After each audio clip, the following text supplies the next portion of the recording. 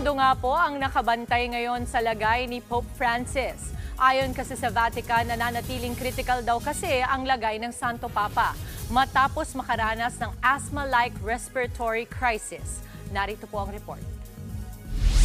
Nagtipon ang mga pari, madre at ilan pang alagad ng simbahang Katolika sa labas ng Rome's Gemelli Hospital sa Italia. Sa ospital na ito nananatili at ginagamot si Pope Francis para sa kanyang double pneumonia.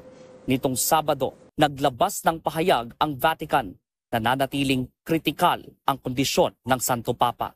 Hindi pa rin daw malayo sa panganib si Pope matapos makaranas ng asthma-like respiratory crisis at kinailangang bigyan ng high-flow oxygen. Lumabas din daw sa blood test ni Pope Francis na mababa ang kanyang platelets kaya kinailangan siyang salinan ng dugo. Sa kabila niyan, nananatili raw na alerto ang Santo Papa at nagpalipas ng araw sa kanyang armchair kahit mas nakararamdam ng pagod kumpara noong mga nakaraang araw. Patuloy ang pagdarasal ng mga mananampalatayang Katoliko sa Vatican para sa pagbuti ng kondisyon ng 88-year-old pontiff. Matatandaan nitong Biyernes, nagdaos ng panalangin ang mga Katolikong Pinoy sa Manila Cathedral para sa Santo Papa.